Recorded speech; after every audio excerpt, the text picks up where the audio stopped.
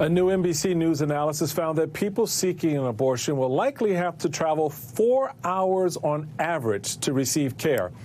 But for many, traveling just isn't an option. That's the case for the almost 60,000 pregnant women who are estimated to enter our prison system each year. Now, activists fear the Supreme Court decision could bring new challenges to an already vulnerable population.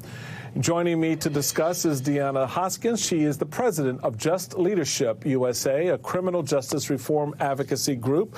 Welcome very much to you. Why do you believe this decision could have a dangerous impact on women behind bars? So we know once the decision, thank you for having me, but we know once the decision was struck down, prisons are going to follow that law. And if you talk about the 12 states that already have the law, the ban in effect, prisons are not going to transport a woman across state lines. She has to pay for it herself. And when we're talking about marginalized and oppressed communities that are being incarcerated, it's just not going to be an option. When we talk about the number of women that enter prison, possibly with opiate addiction issues, possibly being a victim of sexual assault, those women are going to be forced to actually carry and have those babies if there's no threat to the woman's life. So those incarcerated, it's almost going to be impossible to even make that choice, even if they had the funds to pay for it, but it's just not going to happen. Deanna, just if you could just clarify for me just a little bit more, what do we currently do prior to this decision? How does this play out for women who are in that situation currently? You mentioned they've got to pay for this themselves. They still may be in a state with some form of restrictions. What are we currently doing versus, as you just laid out, what will likely be the case under in a post-Roe world? So prior to this, the Roe versus Wade being struck down, the woman still had to pay for the abortion. Her family had to come up with the funds.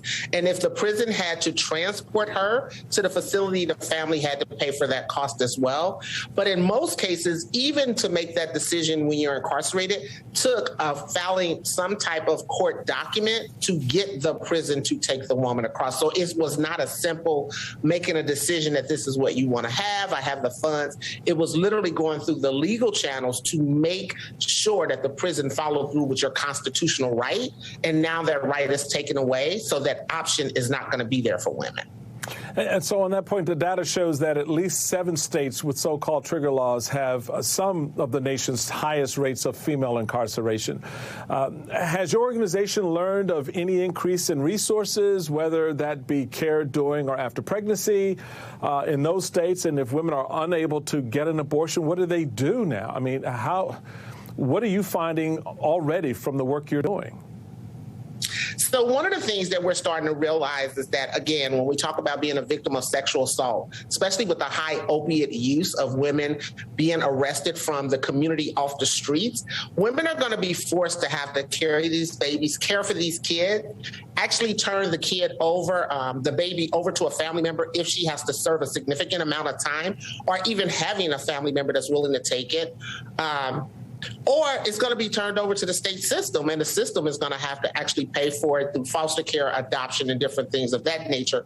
But the biggest thing about this, Michael, for women is the mental anguish of that decision, especially if I'm a victim of sexual assault prior to my arrest. The fact that I have to carry the person who assaulted me's child, and then I have to actually care for that child or have my family care for that child. That decision was taken away from me. And women are not going to be able to make that decision anymore. And it's actually going to be a bigger strain on the system. But again, what are the resources that we're trying to give to women in these situations? Look, we're a country right now that's having a formula shortage. We're talking about people should not have kids unless they can take care of them. This is the decision that if I feel I can't take care of this child, you just took that decision away from me to make that choice as to how I can be a productive parent to this child. And what we see with an increase in substance abuse, mental illness, homelessness, that a lot of children are falling victim and prey to the unfortunate situation of their parents. And I feel like we are putting children in a situation that they are actually being victims of. Deanna Hoskins, wow. Thank you very much. Really appreciate that. Thank you. Still ahead, new details on Trump's efforts to pressure his Justice Department to cast doubt on the 2020 election results.